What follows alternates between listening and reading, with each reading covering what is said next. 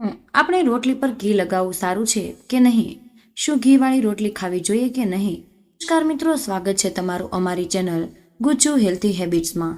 શું તમે ક્યારેય વિચાર્યું છે કે ઘીવાળી રોટલી ખાવાથી શરીરને ફાયદો થાય છે કે નુકસાન? ઘીવાળી રોટલી ખાવી જોઈએ કે નહીં?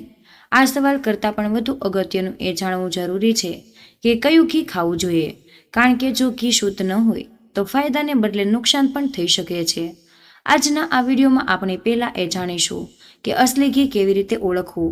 ત્યાર પછી આપણે વાત કરીશું કે રોટલી પર ઘી લગાવીને ખાવાથી શું ફાયદો થાય છે, શું તેનાથી વજન વધી શકે, વજન ન વધે તે માટે ઘી કેવી રીતે ખાવું જોઈએ, અને છેલ્લે એક દિવસમાં તમે કેટલું ઘી સુરક્ષિત રીતે ખાઈ શકો છો. શું તમે જાણો છો કે બજારમાં મળતું ઘી 80% સુધી ભેળસેળવાળું જ હોય છે. ઘણી વખત પ્રખ્યાત બ્રાન્ડ્સના ઘીમાં પણ વનસ્પતિ ઘી, પામ ઓઇલ કે પછી પ્રાણીઓની ચરબી ભેળવેલી જ જોવા મળી જાય છે. નબળી ગુણવત્તાવાળું ઘી શોર્ટકટ પદ્ધતિઓથી બને છે. સ્વાદ અને સુગંધ માટે તેમાં કૃત્રિમ સુગંધ અને ફ્લેવર્સ ઉમેરવામાં પણ આવે છે, જે સ્વાસ્થ્ય માટે અત્યંત જોખમી છે. મિત્રો, વિડીયોમાં આગળ વધતા પહેલા તમને એક નાની એવી વિનંતી છે કે જો તમને આ વિડીયો ઉપયોગી લાગે, તમને લાગતું હોય કે આ માહિતી કોઈને લાભ થઈ શકે છે, તો કૃપા કરીને વિડીયોને લાઇક કરજો અને તમારા દરેક સોશિયલ મીડિયા પ્લેટફોર્મ પર શેર કરી દેજો અને અમારી ચેનલને સબસ્ક્રાઇબ જરૂર કરી દેજો. અસલી ઘી ઓળખવા માટે તમે ઘરે જ આ 3 સરળ ટેસ્ટ કરી શકો છો. Number 1, palm melting test. અડધી ચમચી ઘી હથેળીમાં રાખો. જો તે 5-10 સેકન્ડમાં પૂરેપૂરું ઓગળી જાય, તેમાંથી મનમોહક સુગંધ આવે તો તે શુદ્ધ ઘી છે. જો તે ઠંડુ રહે, તેમાં દાણા જેવી ગાંઠો દેખાય, તો તેમાં ભેળસેળ હોવાની શક્યતા છે. Number 2, fridge solid test. 1 ચમચી ઘી વાટકીમાં લઈને 4 કલાક માટે ફ્રીજમાં મૂકી દો. જો તે એક સમાન રીતે સખ્ત થઈ જાય, કોઈ સ્તર ન બને, તો શુદ્ધ છે. તેમાં 2 સ્તર, અસમાન ગાંઠો કે સફેદ ડાઘા દેખાય, તો તેમાં નાળિયેર તેલ, પામ ઓઇલ કે રિફાઇન્ડ તેલનો ભેળસેળ હોઈ શકે છે. Number 3, quick heat test. એક નાનકડી કડાઈમાં 1 ચમચી ઘી ગરમ કરી, જો ઘી તરત જ પીગળીને પારદર્શક બની જાય, તેમાં આછો બદામી સોનેરી રંગ આવી જાય અને સરસ સુગંધ આવે, તો તે સાચું ઘી છે. પરંતુ જો તે ધીમે ધીમે પીગળે, વધારે ફેણ આવે કે તેનો રંગ ઝાંખો પીળો થઈ જાય, તો તેમાં સસ્તું તેલની ભેળસેળ હોય છે. યાદ રાખો, અસલી ઘી જ સાચા સ્વાસ્થ્ય લાભ આપે છે. એટલા માટે જો ઘી જાતે ઘરે ન બનાવી શકો, કોઈ વિશ્વસનીય બ્રાન્ડનું જ ઘી ખરીદો અને ખરીદતા પહેલા આ 3 ટેસ્ટ તેની શુદ્ધતા જરૂર તપાસો. હવે ચાલો આપણે જાણીએ કે રોટલી પર ઘી લગાવી ખાવાથી શું ફાયદા થાય છે. ઘીમાં વિટામિન્સ A, D, E અને K જેવા ફેટ સોલ્યુબલ વિટામિન્સ હોય. સાથે જ તેમાં બ્યુટેરિક એસિડ પણ હોઈ શકે છે, જે પાચન અને રોગપ્રતિકારક શક્તિ માટે ખૂબ જ સારું છે. બ્યુટેરિક એસિડ પાચન સુધારે છે અને કબજિયાત દૂર કરવામાં મદદ કરી શકે છે. ઘી બનાવતી વખતે માખણના મિલ્ક સોલિડ્સ નીકળી જાય, તેથી તેમાં લેક્ટોઝ ડેરી પ્રોટીન રહેતા નથી. તેથી જો તમને લેક્ટોઝ ઇન્ટોલરન્સ હોય, તો પણ તમે ઘી ખાઈ શકો. પોષણની દ્રષ્ટિએ ઘી એક કેલરી ડેન્સ અને ન્યુટ્રિયન્ટ ડેન્સ ઘટક છે, તેથી તેને ઓછી માત્રામાં ખાવું ખૂબ જ અગત્યનું છે. હું સૂચન કરીશ કે ઘીમાં હંમેશા માપીને જ વાપરો. અંદાજથી ક્યારેય ન નાખશો. રોટલી પર ઘી લગાવવાથી એક ફાયદો પણ થઈ શકે. પેટ લાંબા સમય સુધી ભરેલું લાગે છે, જેનાથી વારંવાર નાસ્તો કરવાની ઈચ્છા નથી થતી.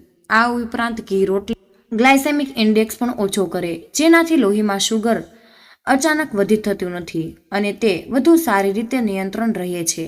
આપણા વડીલો પહેલા ભારે મહેનતનું કામ કરતા હતા, તેથી સવારના નાસ્તામાં 2 થી 3 ઘીવાળી રોટલી જરૂર ખાઈ લેતા હતા, જેથી આખો દિવસ તેમને શક્તિ મળતી રહે.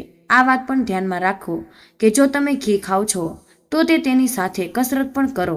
શારીરિક પ્રવૃત્તિ પણ જરૂરી છે. જો માત્ર ઘી ખાશો તો શરીરમાં ચરબી વધી શકે. પરંપરાગત રીતે ઘી તાસીર ગરમ માનવામાં પણ આવે છે, તેથી શિયાળામાં તેને ખાવું સૌથી વધુ ફાયદાકારક હોય છે.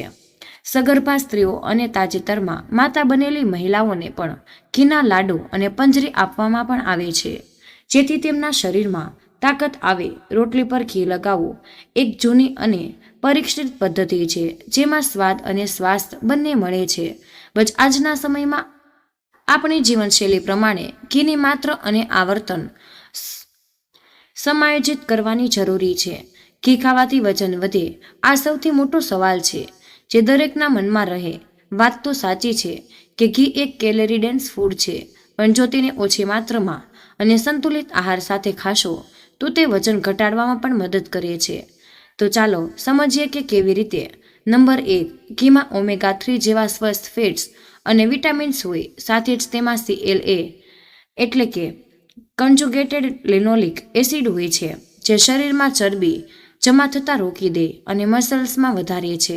નંબર 2, ઘીમાં મીડિયમ ચેન ફેટી એસિડ પણ હોય, જે સરળતાથી પચી જાય અને શરીરમાં ચરબી તરીકે જમા થવાને બદલે સીધી ઉર્જા બનાવવા માટે વપરાય છે, જેનાથી મેટાબોલિઝમ વધે. નંબર 3, ઘીમાં રહેલા સ્વસ્થ ફેટ્સ પેટને લાંબા સમય સુધી ભરેલું રાખે, જેનાથી વધુ ખાવાની ઈચ્છા નથી થતી. નંબર 4, ઘીમાં બ્યુટેરિક એસિડ હોય, જે પાચન તંત્રને મજબૂત બનાવે અને શરીરમાં બળતરા ઓછી કરે છે. નંબર 5, ઘી શરીરમાં હોર્મોનલ બેલેન્સ જાળવવામાં મદદ કરે છે, જે વજનના નિયંત્રણ માટે ખૂબ જ જરૂરી છે. હું તો એમ કહીશ કે 2 કોરી રોટલી ખાવાને બદલે એક ઘી લગાવેલી રોટલી ખાશો તો એક ઘીવાળી રોટલી તમને 2 કોરી રોટલી જેટલી જ ઉર્જા આપશે, સાથે વધુ સ્વાસ્થ્ય લાભ પણ આપશે. યાદ રાખો કે તમારા આહારમાં જેટલું દેશી ઘી ઉમેરશો તેટલું જ બીજા ફેટ્સ જેમ કે તેલ, માખણ વગેરેનું પ્રમાણ ઓછું કરવું જોઈએ. એટલે કે ઘી તમારા આહારમાં ઉમેરો નહીં, પણ વિકલ્પ હોવો જોઈએ. આધુનિક વિજ્ઞાનમાં પણ હવે માની રહ્યું છે કે ઘી એટલું ખરાબ નથી જેટલું માનવામાં આવે છે. મર્યાદિત માત્રામાં ઘી ખાવાથી ખરાબ કોલેસ્ટ્રોલ વધતું નથી, સારું કોલેસ્ટ્રોલ વધે છે. જો રોટલી પર ઘી લગાવવાનું વિચારી રહ્યા છો તો આ એક ચેકલિસ્ટ હંમેશા યાદ રાખો. હંમેશા ઘરનું બનાવેલું ઘી, પછી વિશ્વસનીય પદ્ધતિ બનાવેલું ઘી જ ખરીદો. જેમ કે તમને અવેશન વિશે જણાવ્યું હતું, એક સમયે વધુમાં વધુ 1 કે 2 ચમચી ઘીનો જ ઉપયોગ કરો અને બીજા ફેટ્સનું પ્રમાણ ઓછું કરી દો. ઘીની સાથે ફાઇબરથી ભરપૂર શાકભાજી અને દાળ જેવી પ્રોટીન યુક્ત વસ્તુઓ જરૂર લ્યો. સૌથી અગત્યનું, ઘી હંમેશા મર્યાદિત માત્રામાં જ લેવું, વધુ પડતું ક્યારેય ન લેવું. જો તમને આ વિડીયો ગમ્યો હોય અને આ ઘી વિશેની માહિતી જાણીને કંઈક નવું શીખવા મળ્યું હોય તો વિડીયોને લાઇક કરવાનું નહીં ભૂલતા. અને મને આશા છે કે આ વિડીયો તમને જરૂર પસંદ આવ્યો હશે. અને બસ આજના વિડીયોમાં આટલું જ. આથી મિત્રો, કમેન્ટ બોક્સમાં તમે કયા શહેરમાંથી સાંભળી રહ્યા છો તે અમને જરૂર જણાવજો. જય શ્રી કૃષ્ણ, રાધે રાધે, ધન્યવાદ. વિડીયોને અંત સુધી જોવા બદલ આપનો ખૂબ ખૂબ જ આભાર.